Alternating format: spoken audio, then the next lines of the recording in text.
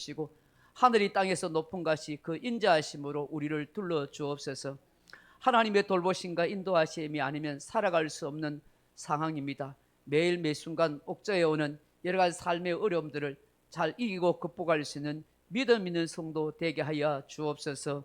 시련과 고난을 겪을수록 더 단단해지는 신앙의 사람이 되게 하시고 삶의 모든 장애물들이 내 인생의 걸림돌이 아니다, 그것을 뛰어넘을 수 있는 디딤돌이 될 수 있는 은혜를 더하여 주옵소서.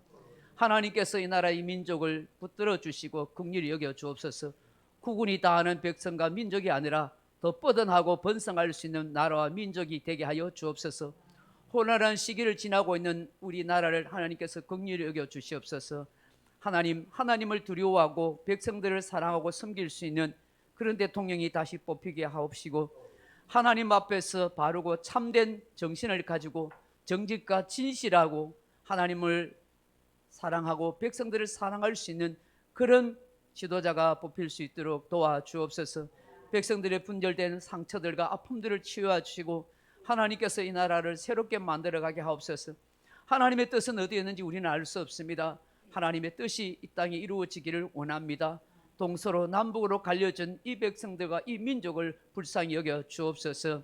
아직도 하나님 3명의 선교사님들이, 그리고 아버지 많은 탈북자들, 또 납북자들, 국군 포로들이, 또 한영의 실비를 해서 수많은 사람들이 아버지 저 북한 수용소에 갇혀 있습니다. 속히 저들에게 자유를 허락하여 주시기를 원합니다.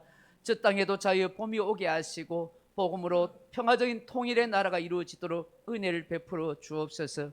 군문으로 직장으로 학업으로 떠나는 사랑하는 자녀들 주님이 지켜주시고 인도하시며 저들도 하나님의 백성으로 당당하게 살아갈 수 있도록 구원의 은총을 베풀어 주옵소서. 몸이 병약하고 약한 교우들이 많습니다. 하나님 고쳐주시고 치료하시고 수술하시고 더 건강하게 회복하여 주셔서 주님께 영광을 드리는 복된 삶을 살아가게 하옵소서. 시험 중에 방한 영혼들이 회개하고 주님께로 돌아오게 하시고 이 울산 지역에 있는 수많은 생명들을 한 생명 한 생명을 사랑하고 주님께로 인도할 수 있는 복음의 구원의 역사가 일어나게 하옵소서. 우리 소중한 교회를 긍휼히 여겨주시고 붙들어 주옵소서.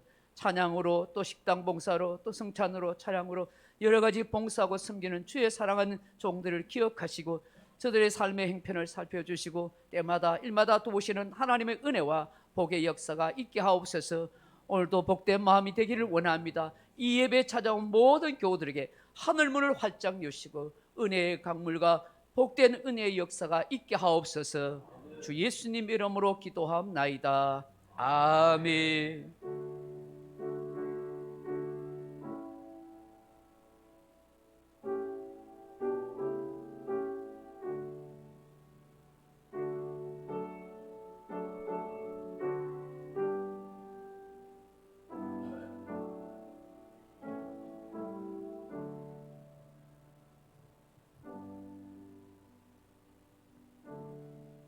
오늘 우리에게 주실 하나님의 말씀은 신약성경 갈라디아서 6장 11절에 18절 말씀입니다. 갈라디아서 6장 11절로 18절 말씀입니다. 제가 가진 성경은 신약성경 309페이지, 신약성경 309페이지 갈라디아서 6장 11절에서 18절 말씀으로 우리 같이 한 목소리 읽겠습니다. 시작. 내 손으로 너희에게 이렇게 큰 글자를 쓴 것을 보라. 무릇 육체의 모양을 내려 하는 자들이 억지로 너희에게 할례를 받게 하면 그들이 그리스도의 십자가로 말미암아 박해를 면하려 함뿐이라. 할례를 받은 그들이라도 스스로 율법은 지키지 아니하고 너희에게 할례를 받게 하려 하는 것은 그들이 너희의 육체로 자랑하려 함이라. 그러나 내게는 우리 주 예수 그리스도의 십자가 외에 결코 자랑할 것이 없으니 그리스도로 말미암아 세상이 나를 대하여 십자가에 못 박히고 내가 또한 세상을 대하여 그러하니라. 할례나 무할례가 아무것도 아니로되 오직 새로 지으심을 받은 것만이 중요하니라. 무릇 이 규례를 행하는 자에게와 하나님의 이스라엘에게 평강과 긍휼이 있을지어다. 이후로는 누구든지 나를 괴롭게 하지 말라. 내가 내 몸에 예수의 흔적을 지니고 있노라. 형제들아, 우리 주 예수 그리스도의 은혜가 너희 심령에 있을지어다. 아멘. 헬시바 찬양팀과 함께 찬양을 하나님 영광 돌리겠습니다.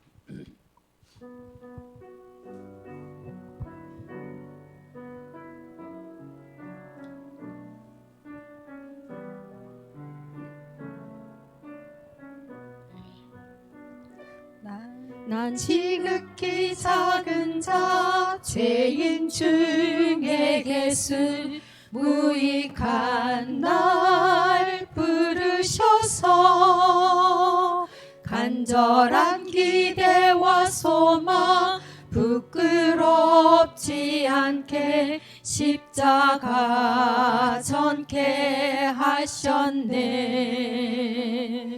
어디든지 가리라 주 위에 서라면 나는 전하리 그 십자가. 내 몸에 밴 십자가 그 보혈의 향기 온 세상 채울 때까지 살아도 주를 위해 죽어도 주를 위해 사나 죽으나 난 주의 것. 십자가의 능력 십자가의 소망 내 안에 주만 사시는 것.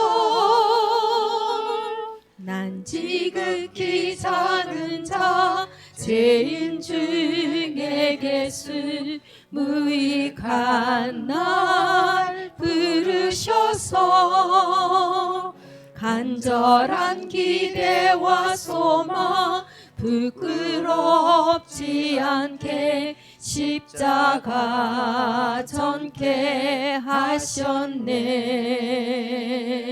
내 사랑 나의 십자가. 할렐루야. 우리 한번 따라 하십시다. 예수 잘 믿고 잘 사다가 천국 갑시다. 할렐루야. 오늘 갈라디아서 6장 11절로 18절 말씀 가지고 나의 자랑은 십자가입니다 하는 제목으로 함께 은혜의 말씀을 나누고자 합니다. 사랑하는 성도 여러분, 저장장애라 하는 말이 있습니다. 이 저장장애라는 말은 물건에 대한 강박적인 그런 집착 때문에 그 어떤 것을 버리지도 못하고 수북히 집안에 쌓아놓고 사는 사람을 말합니다. 저장장애에 걸린 사람은 쌓아놓을 물건이 생활 공간을 침범해서 불편함에도 불구하고 계속 수집하고 또 수집하여 저장하려는 그런 경향이 있습니다. 왜 끝없이 쌓으려 할까요? 아마도 그 사람에게는 결핍의식이 있을 것입니다. 뭔가 채워지지 않는 마음을 그 물건으로 채우려 하기 때문인 것입니다. 이를 통해서 심리적 안정감을 얻게 되고 뿌듯한 자랑이 되고 행복감을 느끼기 때문이다 하는 것입니다. 다른 사람에게 불편함이나 불쾌감을 주는 것, 그런 거 생각하지 않습니다. 이런 사람의 성향을 두고 우리는 저장장애자라고 말합니다. 여러분은 혹시 저장장애는 없습니까?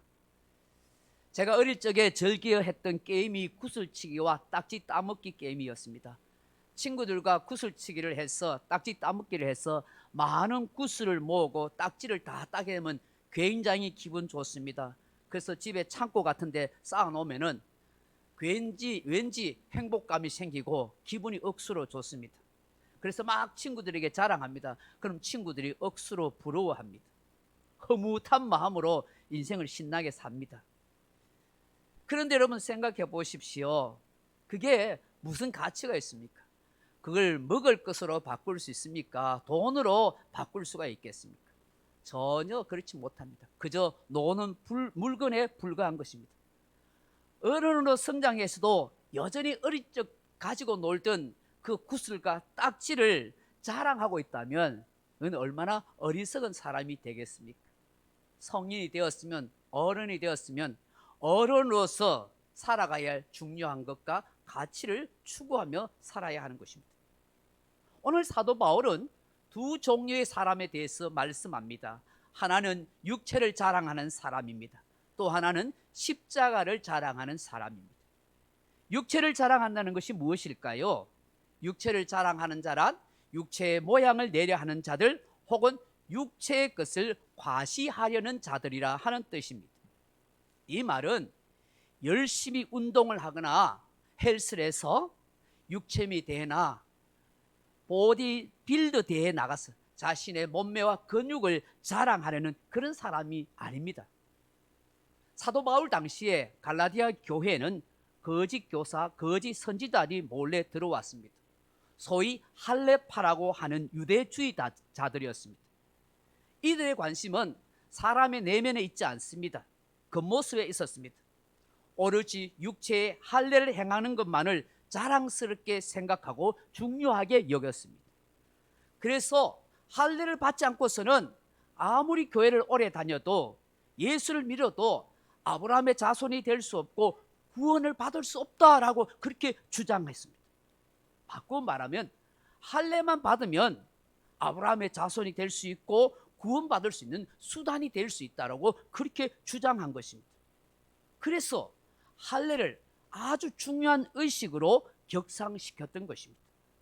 그러나 사도 바울은 이 할례는 한낱 육체를 과시하는 것에 불과한 것이라고 평가절하하였습니다. 마치 어릴 적에 소금 장난하고 구슬치기 하고 딱지 따먹기 하는 것을 불과하다고 말하는 것입니다. 이제 성인이 되면 그런 것에 기쁨과 가치를 두지 않습니다. 마찬가지로 이제 예수 그리스도를 믿는 성도들에게 되면은 더 이상 육체적인 자랑에 기쁨과 가치를 두지 않는다고 말씀합니다.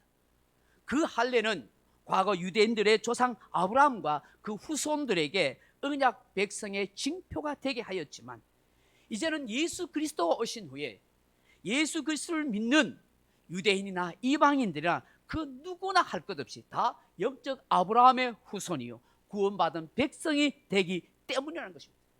그래서 할례를 받았든지 할례를 받지 않는 무할례자가 되었든지 그것은 아무것도 아니라 그렇게 말씀합니다.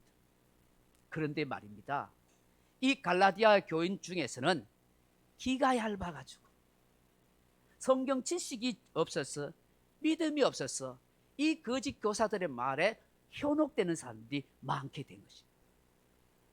이 거짓 선생들은 율법의 한 부분인 할례를 주장하고 행하라고 했지만 정작 자신들은 그 어떤 율법도 지키지 않았습니다. 지키지 못했습니다.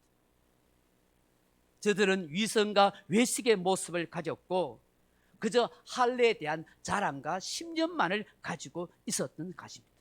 사랑하는 성도 여러분, 오늘날도 여전히 육체를 자랑하는 사람이 참 많습니다.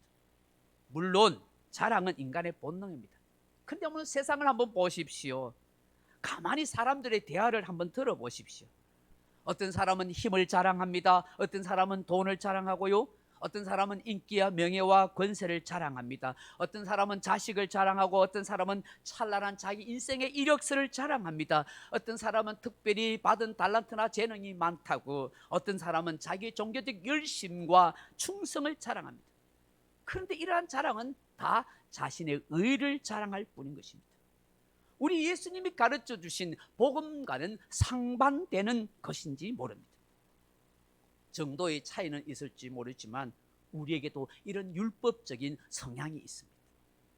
자기 스스로의 힘으로 아니면 스스로 만들어낸 방식으로에 따라서 자기 의를 이루려고 하는 그런 모습들이 있습니다. 사랑하는 성도 여러분, 율법주의 신앙을 과감하게 버리지 못하면 예수님께서 주시는 이 복음의 은혜와 능력과 기쁨은 듣기는 해도 전혀 누릴 수 없다는 사실을 알아야 하는 것입니다. 이 갈라디아 교인들은 복음의 진리에서 벗어나 율법주의 신앙에 빠진 사람이 되었습니다. 그래서 사도 바울은 이런 갈라디아 교회의 이 영적 위기를 극복하고 다시 건강한 교회를 세우기 위해서 거짓 교사들이 가르쳐주는 이 할례적인 이 율법적인 신앙을 과감하게 버려라. 복음의 본질에서 예수 그리스도를 통해서 주시는 이 복음의 본질에서 벗어나지 말아야 한다라고 말씀합니다. 우리는 이런 잘못된 신앙관을 고치고 개선시키고 변화시켜 나가야 합니다. 진정 예수 그리스도의 십자가 복음으로 살아가야 하는 것입니다. 세속화된 기독교, 기복주의화된 기독교, 율법주의화된 기독교가 아닌 참된 자유와 생명과 기쁨을 주시고 소망을 주시는 참된 기독교가 오늘 우리 안에 이루어져야 하는 것입니다. 기독교가 무엇인지, 교회가 무엇인지 다시 한번 근본적인 질문을 던질 시대가 된 것입니다. 십자가의 정신과 의미를 잃어버린 기독교, 점점 세속화되는 이 기독교, 이 교회가 되지 않는지를 다시 한번 반성하고 돌아봐야 하는 것입니다. 사랑하는 성도 여러분, 오늘 사도 바울은 참된 그리스도인은 거짓 선생과 같은 할례 육체를 자랑하는 자가 아니라고 말씀합니다. 참된 그리스도인은 십자가를 자랑하는 사람이라고 말합니다. 왜 바울이 이토록 십자가를 자랑한다고 외칠까요? 그 첫째로 십자가는 죄와 저주와 죽음의 묶임에서 벗어나게 하는 능력의 증거가 되기 때문입니다. 참 이상한 일입니다. 여러분, 십자가는 원래 가장 잔인하게 사람을 죽이는 사형 방법이지 않습니까? 인간이 고안해낸 사람을 사형시키고 죽이는 방법 중에 가장 잔혹한 도구입니다. 십자가형은 사람의 양팔에 혹은 두 발에 대못을 박아서 피를 서서히 흘리게 해서 고통 속에서 사람을 말려 죽이는 사형 방법입니다. 얼마나 끔찍하고 야만스러웠던지 당시의 로마의 철학자인 키케르는 이런 말을 합니다. 무릇 지성인이라면 십자가라는 단어는 입에 담아서도 안 된다. 그런데 왜 하필 사도 바울은 이 저주의 십자가, 이 치욕의 십자가, 이 고난의 십자가를 자랑한다고 말할까요? 바울뿐만 아니라 우리 모든 기독교인들이 왜 이 십자가를 자랑하고 사랑하며 내 삶의 중심에 그렇게 새기며 살아가고 있을까요? 그 십자가 위에 하나님의 아들 예수 그리스도가 죽으셨기 때문입니다. 지금도 많은 사람들이 죄와 저주와 죽음의 두려움 속에 허덕이며 살아가고 있습니다. 사단 마귀에게 속아서 온갖 죄를 짓고 저주와 죽음의 종로 타며 살아갑니다. 그런데 우리 그리스도인은 더 이상 죄와 저주와 불행과 죽음의 두려움에 떨지 않습니다. 완전한 자유를 누립니다. 왜냐하면 십자가에 예수님께서 함께 하시기 때문입니다. 그 예수 그리스도를 믿기 때문입니다. 그 예수님께서 십자가에서 우리의 모든 죄짐과 저주와 죽음에서 해방시켜 주셨기 때문입니다. 죽음의 형벌을 우리 대신 담당해 주셨기 때문입니다. 그러므로 십자가를 자랑한다는 것은 그 십자가 위에서 나를 위해 죽으신 예수 그리스도를 자랑한다 하는 것입니다. 그렇기 때문에 그 십자가의 예수를 믿는 순간부터는 그 누구도 정죄를 당하지 않습니다. 더 이상 저주 아래 묶인 인생이 되지 않습니다. 사주팔자 운명 관상 그 어떤 것에서도 묶이지 않습니다. 죽음의 형벌을 받을 필요도 없습니다. 율법에 매이지도 않습니다. 예수로 말미암아 참된 자유를 누리며 살아가는 것입니다. 바울은 이 십자가를 자랑한다고 말하는 것입니다. 이사야 선지자는 이렇게 노래합니다. 이사야 53장 5절에 그가 찔림은 우리의 허물 때문이요 그가 상함은 우리의 죄악 때문이라. 그가 징계를 받음으로 우리가 평화를 누리고 그가 채찍에 맞음으로 우리가 나음을 얻었도다. 우리는 다 양 같아서 그릇 행하여 각기 제게로 갔거늘 여호와께서 우리의 모든 죄악을 그에게 담당시키셨도다. 우리의 모든 죄악을 예수님께 담당시켰어요. 그래서 나는 더 이상 죄가 없는 인생으로 사는 거예요. 이게 십자가의 신비입니다. 이 십자가는 죄와 저주와 죽음의 묶임과 형벌에서 자유를 주시는 능력의 십자가인 것이죠. 그래서 우리는 이 십자가를 자랑하는 거예요. 내 모든 죄와 저주와 죽음의 형벌은 끝났기 때문이에요. 오늘 이 자리에 함께 하시는 사랑하는 성도 여러분, 이 십자가에 대한 자랑이 있습니까? 이 십자가를 진정 자랑하는 그리스도인이 될 수 있기를 바랍니다. 세상의 것, 육체의 것이 아닌 이 십자가를 진정 사랑하며 자랑하며 살아가는 저와 여러분 되기를 주님의 이름으로 축복합니다. 한 걸음 나아가서 왜 사도 바울이 십자가를 자랑하는 걸까요? 십자가는 하나님의 완전한 용서와 영원한 사랑을 보여주시는 은혜의 징표이기 때문입니다. 십자가는 하나님의 완전한 용서와 영원한 사랑을 보여주시는 은혜의 징표이기 때문에 그래서 자랑하는 것입니다. 제가 어느 교회를 지나가다가 깜짝 놀랐습니다. 교회 입구에 크단 글귀를 딱 적어 놓은 거 보고 제가 깜짝 놀랐습니다. 그 교회 입구에 뭐라고 적혀 있냐면 이렇게 적혀 있습니다. 용서는 최고의 복수입니다. 그렇게 적혀 있어요. 제가 이 글귀를 보고 한참이나 되짚어 보았습니다. 집에 와서 계속 생각했습니다. 목양실에 와서 계속 생각했습니다. 말은 맞는 것 같은데 느껴지는 뉘앙스는 결코 좋지 못했습니다. 의미가, 거기에 적어놓은 그 의미가 제 가슴에 가시가 돋쳐 있다 하는 생각을 가지게 됐어요. 여러분, 용서가 과연 최고의 복수일까요? 왜 용서라는 단어보다 저는 복수라는 단어가 소름 끼칠 정도로 저에게 아픔으로 다가올까요? 진정한 용서는 우리가 할 수 있는 것 아닙니다. 할 수도 없습니다. 그렇지 않습니까? 아무리 잊으려도 우리의 가슴에는 여전히 엉어져 있고 기억 속에 새겨져 있기 때문입니다. 이따금 사라진 것 같은데도 또 생각나고 속에서 우라통이 치밀어 오르고 한이 맺혀 있기 때문입니다. 그래서 내가 용서해 주는 것이 아닙니다. 하나님께서 허물과 죄로 죽은 나 같은 죄인 인생에 대한 완전한 용서는 십자가에서 찾는 것입니다. 무조건적인 십자가 사랑을 받아들이는 것입니다. 하나님의 긍휼과 자비와 인애하심에 대한 자기 깨달음으로 살아보려고 하는 것입니다. 내가 십자가 사랑이 깨달아지는 만큼 조금씩 성숙한 사람으로, 용서의 사람으로 변해가기 때문인 것입니다. 성령의 역사하심에 따라서 그에 대한 긍휼과 자비와 인애의 마음이 스스로 성령님이 품어지게 하는 것입니다. 용서는 최고의 복수가 아닙니다. 무한한 하나님의 무조건적인 십자가의 사랑을 받아들이고 그 사랑에 대한 자기 깨달음으로 그렇게 살아가지는 것입니다. 이를 두고 은혜에 살아가는 인생이라 그렇게 말하는 것입니다. 성경에서 하나님의 사랑을 가장 잘 표현하는 두 말씀을 찾으러 간다면 저는 로마서 5장 8절과 요한복음 3장 16절의 말씀을 추천할 것입니다. 로마서 5장 8절, 우리가 아직 죄인 되었을 때 그리스도께서 우리를 위하여 죽으심으로 하나님께서 우리에 대한 자기 사랑을 확정하셨느니라. 요한복음 3장 16절 같이 한번 읽어볼까요? 하나님이 이 세상을 이처럼 사랑하사 독생자를 주셨으니 이는 그를 믿는 자마다 멸망하지 않고 영생을 얻게 하려 하심이니라. 아멘. 여러분, 로마서 5장 8절과 요한복음 3장 16절은 여러분 같이 암송할 수 있었으면 좋겠습니다. 자다가도 누군가 깨우면 일어나면 로마서 5장 8절과 요한복음 3장 16절이 여러 입에서 줄줄 나올 수 있기를 바랍니다.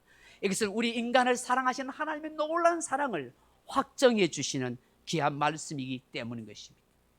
하나님께서 저와 여러분을 너무나 사랑하시기 때문에 그 사랑하신 증거로 유일하신 독생자 예수 그리스도를 십자가에 못 박아 죽게 하셨습니다. 내 죄를 사하여 주기 위해, 나를 살리기 위해, 나를 행복자로 만들어 주기 위해, 하나님의 자녀로 삼기 위해서 하나님의 사랑이 아니면 이 십자가에 못 박히신 예수를 이해할 수 없는 겁니다. 제2차 세계대전 때 나치 포로 수용소에 수많은 유대인들이 감금되어서 죽어가고 있었습니다. 강제 노동과 함께 가스실에서 비참하게 그렇게 죽어왔습니다. 어느 깊은 밤에 3명의 유대 랍비들이 조용히 모였습니다. 그들은 한평생 하나님의 말씀에 따라 살아왔고 지금도 하나님에 대한 믿음을 지키려고 애를 쓰고 있는 사람입니다. 그런데 그들이 서로 이런 질문을 하게 됩니다. 어찌하여 하나님께서 이토록 많은 우리 동족 유대인들을 가스실에서 강제 노동으로, 냉동실에서, 실험실에서 의학의 실험 대상으로 죽어가도록 그냥 내버려 두시는가? 오랜 토의 끝에 랍비들이 이런 결론을 내립니다. 하나님은 지금 침묵을 지켜서는 안 된다. 하나님이 사랑이고 전능하시다면 뭔가 하셔야 한다. 이렇게 침묵을 지키거나 방관하신다면 하나님은 결국 이 모든 억울한 죽음에 대한 책임이 있다. 하나님은 유죄다. 깊은 침묵이 흐른 후에 한 랍비가 시계를 꺼내어 보더니 말합니다. 아, 이제 기도 드릴 시간입니다. 그리고 랍비들은 방금 유죄 판결을 내린 그 하나님 앞에 무릎을 꿇고 간절히 기도를 드리기 시작하였습니다. 어쩌면 모순적이고 위선적인 것 같지만 별 수 없는 인생, 그 무엇도 해결할 수 없는 인간, 이해할 수 없는 상황 속에서 여전히 하나님을 찾을 수밖에 없는 연약한 존재라는 사실을 우리는 알게 하는 것입니다. 그 하나님의 긍휼과 자비와 인애와 도우심이 아니면 그 어떤 것도 해결할 수 없는 절망 가운데 있는 인생이라는 것이죠. 이 사건을 소개하면서 같은 포로로 있었던 엘리 위젤이라는 사람이 이런 말을 합니다. 저들에게 있어서 신앙이란 무엇일까? 저들에게 있어서 신앙이란 도대체 무엇인가? 결코 받아들일 수 없는 깊은 어둠이 찾아오고 결코 이해할 수 없는 사건이 발생해도 오히려 그러한 것이 있기 때문에 더욱 하나님의 손을 굳건히 붙잡는 것은 아니었을까? 그렇습니다. 신앙이란 때때로 받아들일 수 없는 상황을 그냥 받아들이는 것입니다. 이해할 수 없는 상황 속에서도 한 번 더 믿음으로 도약해 보는 것입니다. 도무지 수긍할 수 없는 환경 속에서도 하나님의 넓고 높고 깊은 그 사랑을 묵상하면서 다시 신뢰해 가는 것입니다. 우리가 살면서 하나님의 사랑이 의심된다면 항상 십자가를 생각해야 합니다. 십자가를 바라봐야 합니다. 십자가는 바로 나를 사랑하시는 하나님의 징표이기 때문입니다. 그 십자가 예수님만 바라보면 눈물을 닦을 수 있습니다. 그 십자가 예수님 바라보면 다시 살 수 있습니다. 그 십자가 예수님을 바라보면 다시 희망을 노래할 수 있습니다. 이것이 십자가 속에 감춰둔 하나님의 신비입니다. 사랑의 치유입니다. 이 십자가가 여러분 가슴 속에 다시 회복될 수 있기를 주님의 이름으로 축복합니다. 마지막으로 십자가를 자랑하는 이유가 무엇일까요? 십자가는 구원과 영원한 생명을 가져다 주는 화목의 증거이기 때문에. 사랑하는 성도 여러분, 우리가 진짜로 자랑하며 살아야 할 게 뭡니까? 하나님은 예레미야를 통해서 이런 말씀을 합니다. 예레미야 9장 23절 이하에 여호와께서 이같이 말씀하시되 지혜로운 자는 그의 지혜를 자랑하지 말라. 용사는 그의 용맹을 자랑하지 말라. 부한 자는 그의 부함을 자랑하지 말라. 자랑하는 자는 이것으로 자랑할지니 곧 명철하여 나를 아는 것과 나 여호와는 사랑과 정의와 공의를 땅에 행하는 자인 줄을 깨닫는 것이라. 나는 이 일을 기뻐하노라. 여호와의 말씀이니라 하십니다. 네, 그렇습니다. 우리가 자랑해야 할 것은 돈 자랑, 지식 자랑, 나의 부함, 용감한 것 자랑하는 것 아닙니다. 하나님의 존재를 바로 깨닫고 하나님이 내 아버지 되신다는 것 자랑하는 것입니다. 그 하나님께서 내가 사랑과 정의와 공의를 행하며 살아가는 것, 그걸 기뻐한다는 것을 자랑하는 것입니다. 이것이 정말 우리 인생의 소중한 자산이요, 진정 자랑이어야 되지 않겠습니까? 누구든지 예수님을 진짜로 만나기 전에는 하나님 나라와 천국에 대한 그런 확신이 없기 때문에 자꾸 세상 자랑하고 생각합니다. 여러분, 사도 바울도 마찬가지였습니다. 다메섹 도상에서 예수님 만나기 전에는 그런 학벌과 민족과 자기 잘난 것 다 자랑하고 살았습니다. 핏줄을 자랑했습니다. 가문을 자랑했습니다. 그런데 예수님 만나고 난 뒤에부터는 그는 아무것도 아니라는 것을 깨달았습니다. 배설물로 여겼습니다. 그래서 빌립보서 3장 8절을 말씀합니다. 또 모든 것을 해로 여기면 내 주 예수 그리스도를 아는 지식이 가장 고상하기 때문입니다. 내가 그를 위하여 모든 것을 잃어버리고 배설물로 여기면 내가 그리스도를 얻고 그 안에서 발견하려 함이니라고 고백합니다. 오늘 본문 14절을 보세요. 그러나 내게는 우리 주 예수 그리스도 외에 결코 자랑할 것이 없으니 그리스도로 말미암아 세상이 나를 대하여 십자가에 못 박히고 내가 또한 세상에 대하여 그러하니라. 이 말씀이 무슨 뜻입니까? 세상에 대한 미련 다 버렸다는 거예요. 여러분, 세상에 대한 미련 다 버려요? 아이고, 목사님 뭔 세상에 대한 미련을 버려요? 그냥 세상 것이 얼마나 좋은데요. 내가 그것도 붙들고 살아야지. 혹시 그런 마음 갖지는 않으세요? 아마 우리 소중한 성도님들은 세상에 대한 미련을 다 버리고 초연한 성도인 것 같아요. 벌써 얼굴에 다 쓰여 있어요. 다 나는 예수님밖에 없어요. 나는 예수님만 자랑하며 끝까지 살래요. 할렐루야. 아멘 좀 크게 하이소. 솔로몬이 세상 것 다 누리고 했지만 뭐라고 했어요? 헛되고 헛되니 모든 것이 헛되다고 했잖아요. 예수님만 자랑하는 거예요. 바울이요, 천국에 한번 갔다 왔잖아요. 고린도서 12장에 보면 천국 갔다 오고 난 뒤 어떤 마음이 들었을 것 같아요? 여러분이 만약에 천국에 갔다 하면 왔다, 그러고 난 뒤 이 세상에 산다고 생각할 때 어떤 마음이 들 것 같아요? 세상에 대한 소망이 있겠어요? 세상 것에 대한 미련을 두고 살겠어요? 천국이 너무 좋은데 거기에 대한 소망만 있을 거예요. 그래서 바울이 십자가를 자랑하라는 것도 바로 그런 거예요. 십자가를 통해서 내 영혼이 구원받고 영생 복락을 누리 천국이 자기에게 주어지기 때문인 것입니다. 할렐루야. 말씀을 맺습니다. 사랑하는 성도 여러분, 세상에서 돈 좀 벌었다고 어깨에 힘주는 사람 보고 너무 쫄지 마십시다. 세상 성공했다고 기고만장한 사람, 그 사람 보고 주눅들지도 마십시다.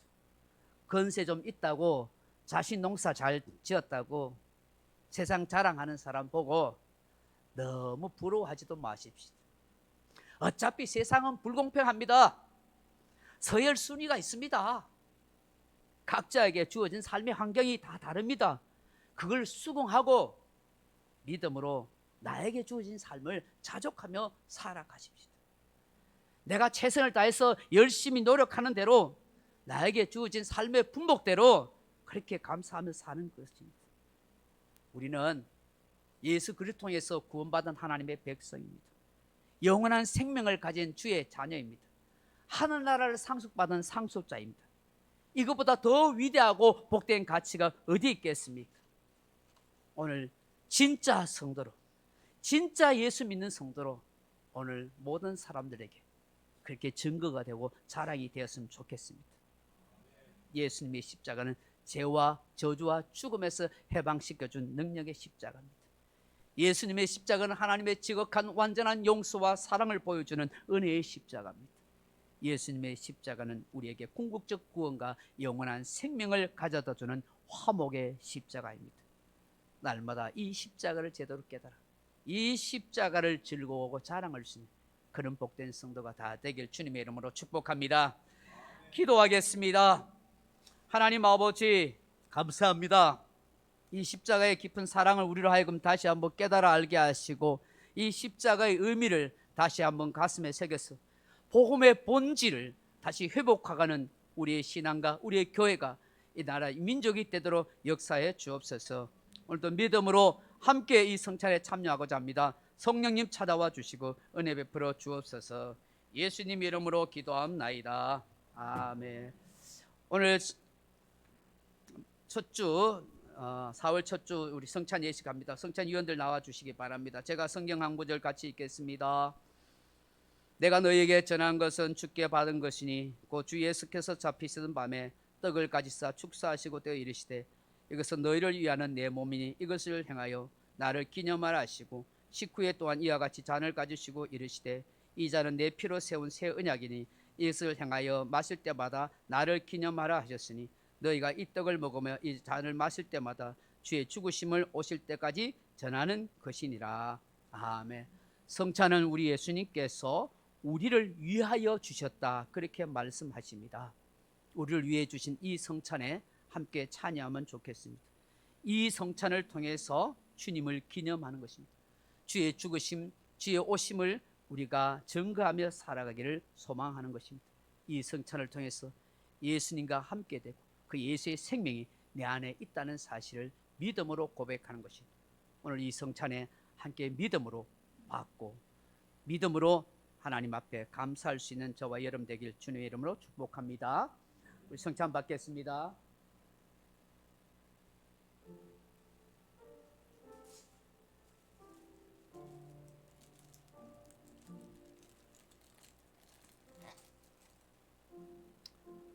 이 성찬의 떡을 이렇게 나눕니다. 이게 반으로 조각을 나눕니다. 이것은 예수님의 몸이 십자가에서 갈라진 것을 우리에게 증거하는 것입니다. 우리는 예수님의 이 살을 먹는 것입니다. 믿음으로 함께 동참하기 바랍니다.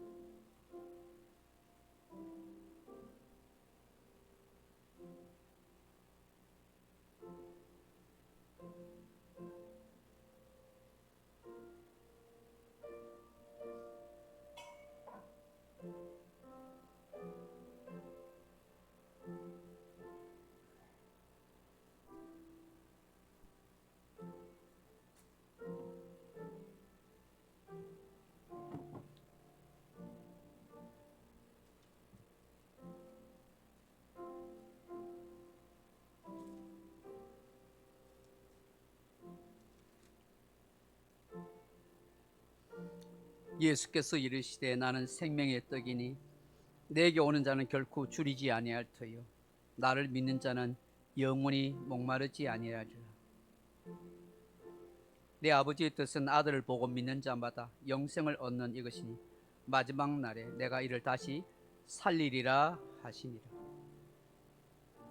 세례받은 성도님들은 다 이 성찬에 참여할 수 있습니다.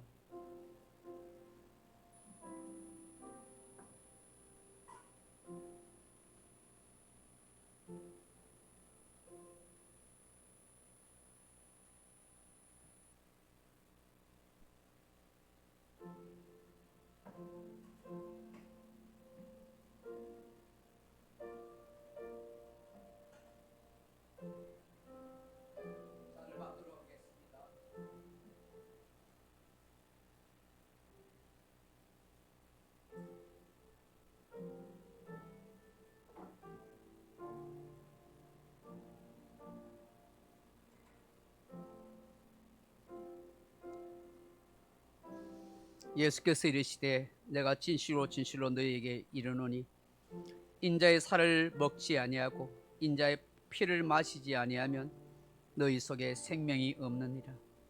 내 살을 먹고 내 피를 마시는 자는 영생을 가졌고 마지막 날에 내가 그를 다시 살리리니 내 살은 참된 양식이요 내 피는 참된 음료로다.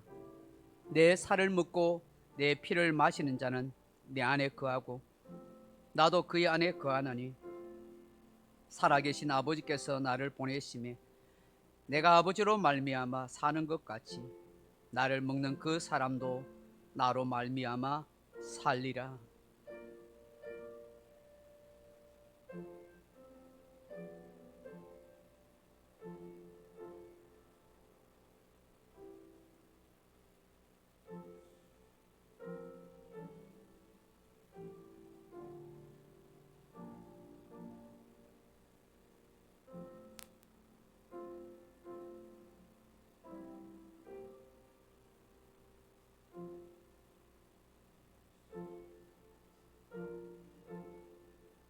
떡을 받고 잔을 받지 못하신 분들을 손을 들어 표해 주십시오.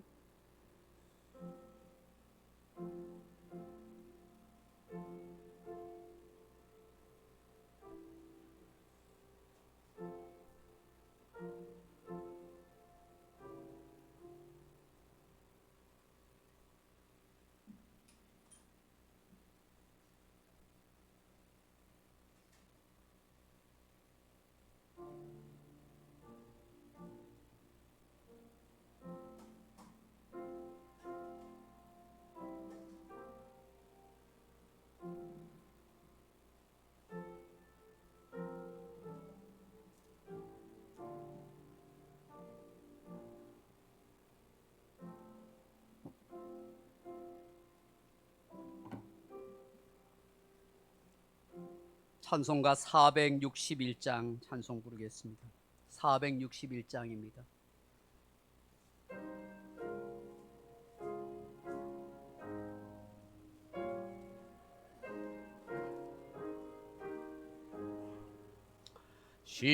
십자가를 질 수 있나 주가 물어보실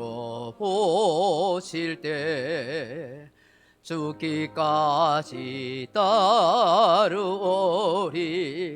성도 대답하였다.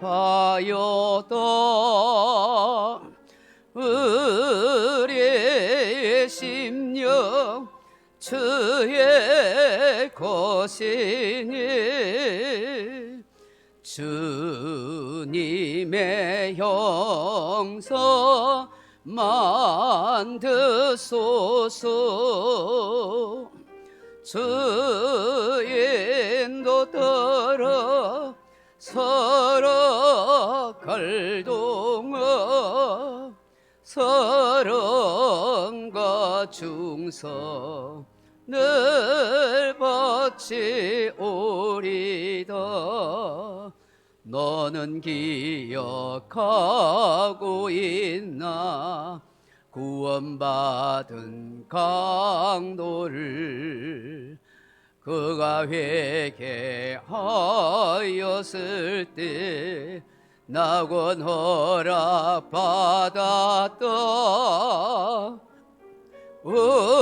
우리의 심령 주의 것이니 주님의 형상 만드소서. 주 인도 따라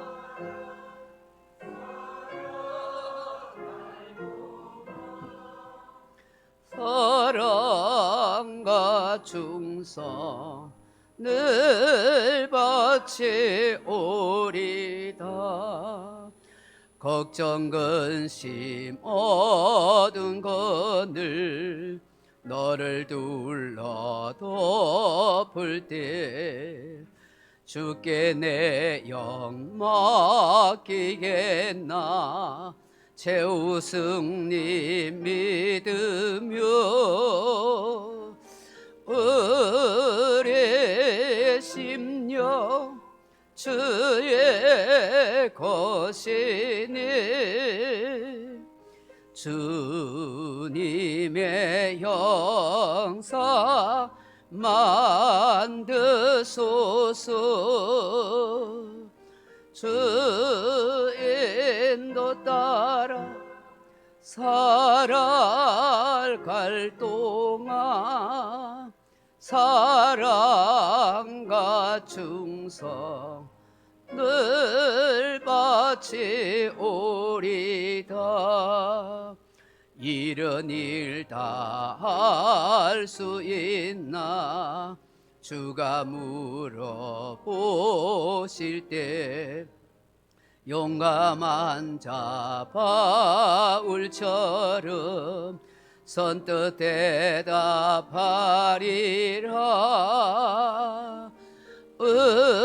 우리의 심령 주의 것이니 주님의 형상 만드소서. 주 인도 따라 살아갈 동안 사랑과 충성 늘 바치오리다.